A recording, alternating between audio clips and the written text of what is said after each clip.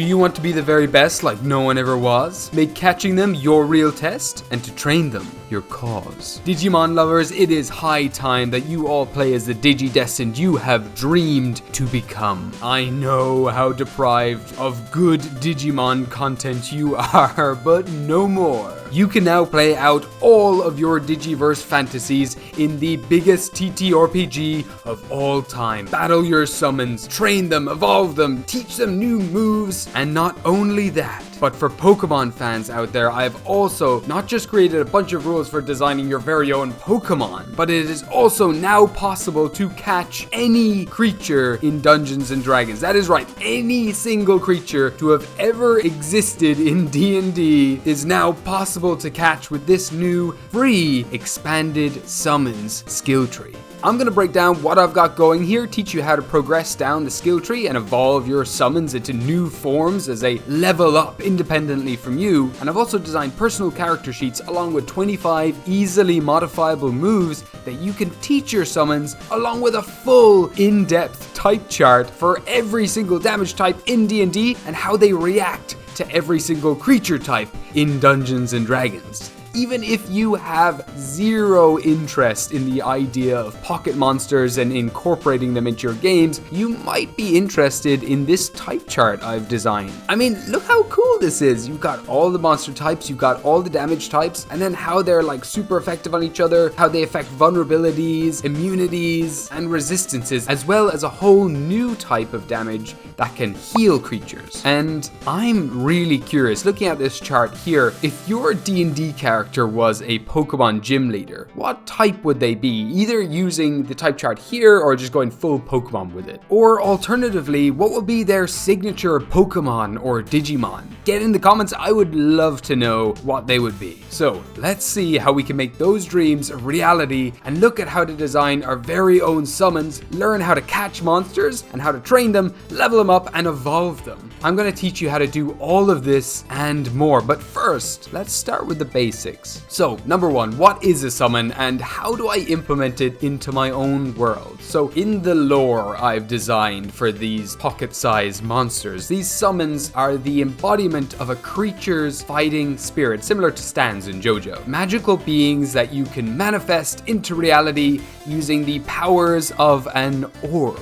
Orbs are magical crystal spheres that can capture this fighting spirit, or essence as it's more commonly referred to, of any creatures you encounter in the wild. If ever you battle and defeat a wild creature, an adventurer can spend their reaction to activate an unused orb that they own and attempt to capture that creature's essence with the orb. More on those mechanics later. Traveling the world of Gosta, or whatever fantasy world you will run this mechanic in, has never been easier or safer for commoners over the age of 10. This perfectly humane method of essence capturing is easy to learn and implement even for those with the lowest of IQs. Simply beat a creature into submission within an inch of their life using either your very own bare fists or getting another summon to do it for you, and then fling an orb and hope for the best. Orbs Rust take no responsibility for any orbs that fail to capture creature's essence. Any preceding consequences or failed essence captures such as mental trauma, loss of limbs, or other forms of body manipulation, sickness, or even death due to your own incompetence or simply a matter of bad luck. Either way, Orbs or Us cannot be held responsible for your actions to engage in the act of trying to siphon another creature being's soul. Once you capture a creature's essence, it typically will become a level 0 summon, sharing the same creature type as said creature. But the summon that you receive isn't going to be quite the same as the creature you just battled. And it'll be up to you as a DM, and maybe with the help of your players as well, to all decide what the essence of a captured creature is. Is it their soul, or is it the entire creature itself, or is it simply the manifestation of that creature's fighting spirit made real, containing with it all of that creature's personality and memories? I leave that to you guys to decide for yourselves, but also let me know in the comments what you think it might be. And one final thing to note here about these orbs is their ability to restore a summon's vitality after you take a long rest. So after every long rest of battling, you might have 1 or 2 summons who have hit 0 hit points. But whenever this happens, you don't have to worry, they don't die, but instead they return to their orb and are unconscious. But after a long day, they recharge, regaining all of their lost hit points as well as any energy and any additional uses of abilities they may have had. Or as a DM, you might rule it so that players have to go seek out an orb station and get the help of an arcane specialist to revitalize the party's summons. But again, this is totally up to you. Lastly, you can only have one active summon at a time, and you can't have more than 6 orb summons in your inventory at once. As for these summons though, let's take a look at a few examples. So, when your heroes first set off on their orb capturing adventures, they'll be given a choice of one of 3 starter summons. A humanoid, a plant, and a beast. These, along with giant and elemental creatures, are considered common types among summons in the world. After that are exotic types, being aberrations, constructs, fae, monstrosities, oozes, and undead.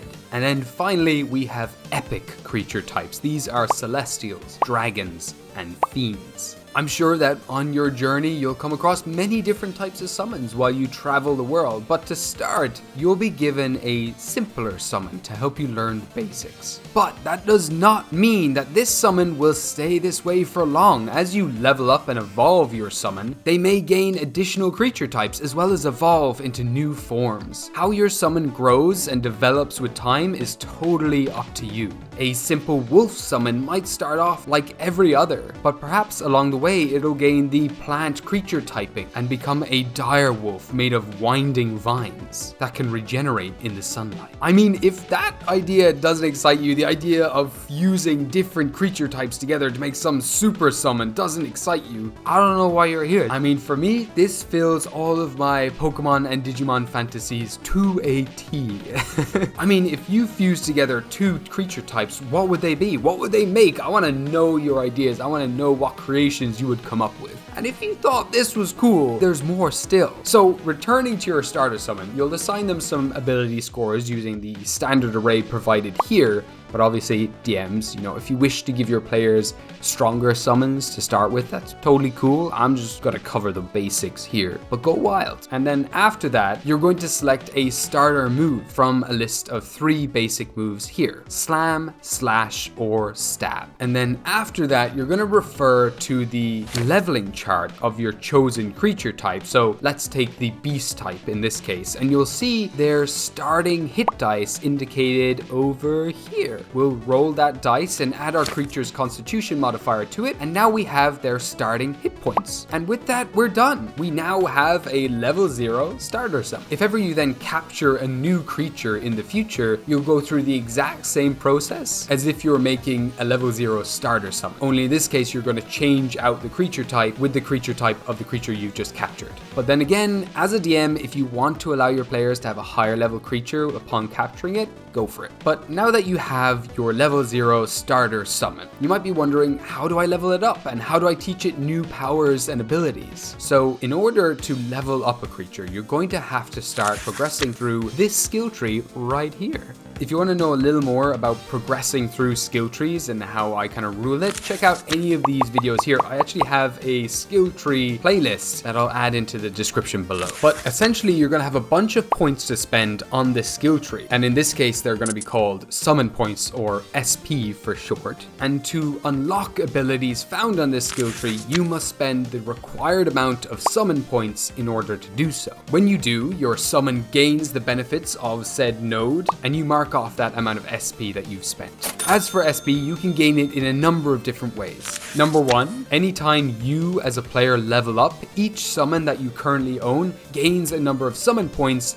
equal to your proficiency bonus that they can then spend on their own skill tree. Number 2, if you're by any chance using my own Classless skill tree system, you can also convert any level points that you earn into summon points with a 3-to-1 ratio, meaning that 1 level point can be turned into 3 summon points, which you can gift to a particular summon of your choice, but you can only do this once per summon each time you level up. And then once per day, if a summon you own took part in an encounter, they gain a number of SP equal to their level at the end of that encounter. I might tweak that though later on. It might just be 1 SP, or maybe a number of SP equal to your proficiency modifier, because otherwise it might get out of hand. But for now, them's the rules. But you still still might be wondering, well, okay, cool, I can use SP to progress through the skill tree itself, but how do my summons gain levels? How do they level up like Pokemon or Digimon or whatever? So yes, they spend SP on the skill tree to gain powers and abilities and everything else, but the number of SP that they spend in no way reflects what level they are. Additionally, a summon's level isn't going to be the same level as the players. They don't level up as you do, and all of your summons might not even share the same levels. You yourself might own a level 1 and a level 3 summon, but you yourself might be level 4. So a summon gains a level whenever they meet one of the following criteria. So number 1, whenever their hit point maximum reaches an increment of 10. So 10, 20, 30, etc. Number 2 is whenever one of your summon's ability scores reaches an even number. Number 3 is whenever a summon learns a new move that costs more SP than any other moves that they currently know, or whenever they learn a strong move.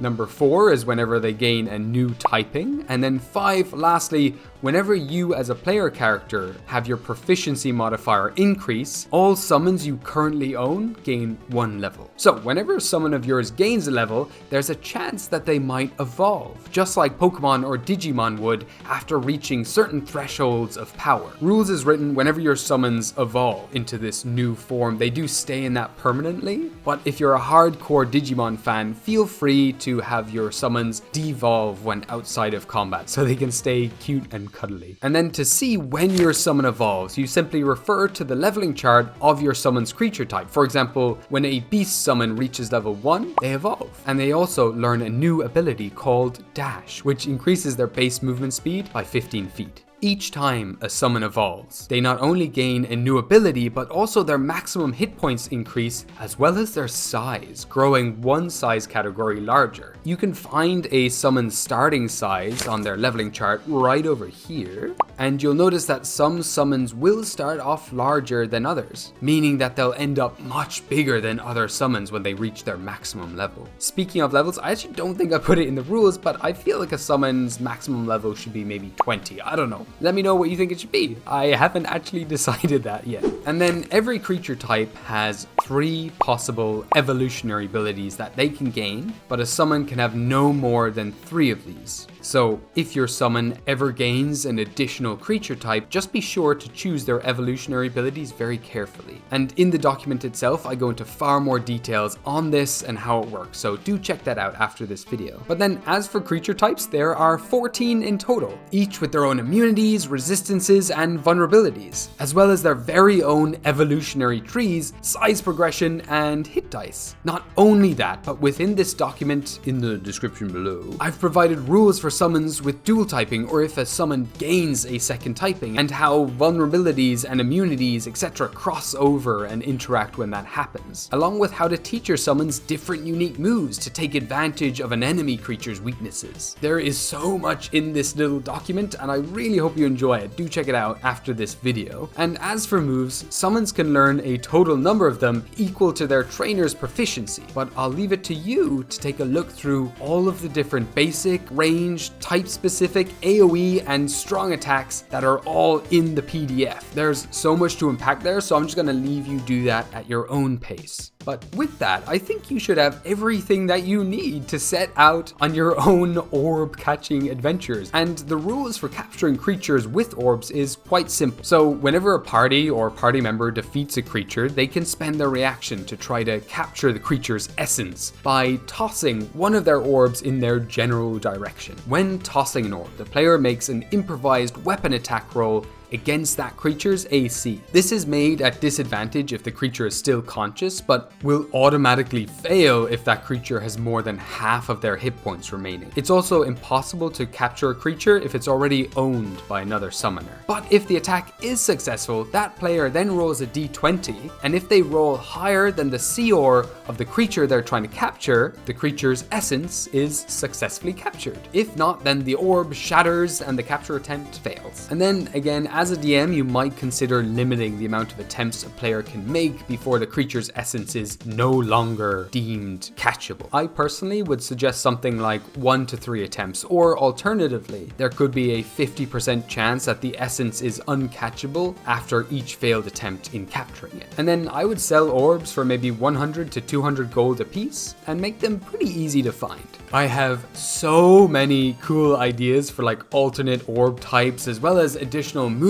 and even battle items in the future that I'd really love to implement into these mechanics. But after spending dozens of hours on this already, I think it's high time I just get it out there to you wonderful people to have fun and to play with it. These rules are entirely free for all of you. The link is in the description below, but it is a sample of sorts. I have limited the number of moves and creature types in the free sample, with the full document being available to my patrons, as well as being purchasable over my Patreon shop for anyone interested in supporting me and what I do. It's really because of all my incredible patrons supporting me that I can do what I do, and they've allowed me to turn this dream of a job into an actual full-time career, and they support me and all of my wild creations. So thank you so much to each and every one of you wonderful people who have supported me on this journey. And thank you so much for watching. Folks, if you enjoyed this and want to run this in your games, DMs, share it around with your players. Players, share it with your DMs. If you like what I do and don't want to miss out on any of my future ugly goblin creations, or just want to support me in the cheapest way possible, please give this video a like and subscribe. It's been such a pleasure creating this document. Pokemon and Digimon were such core pillars in my childhood, and to be able to create something inspired by these shows has just been so much fun.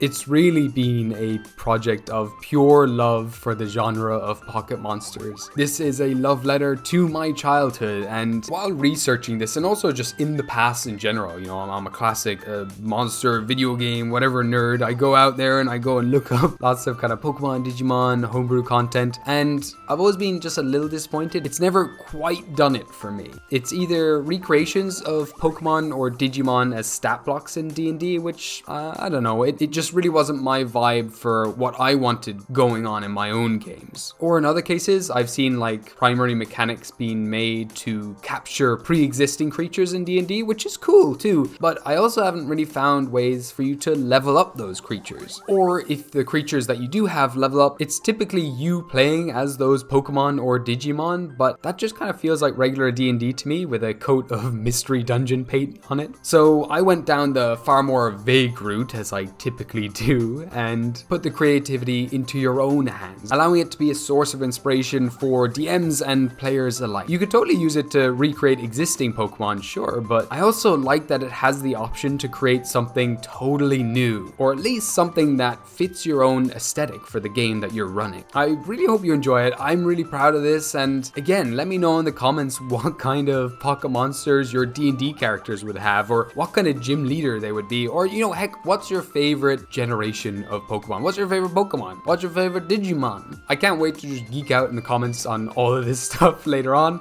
So yeah, I do try to reply to as many people as I can, so let's just have a little chat. But for now, that's it for me, folks. If you're looking for more fun videos to watch like this, do check out any of these juicy boys right here on the screen. But for now, sending you lots of love and all the best with your games and summoning journeys. Have fun catching them all, Digi Champions. Goodbye.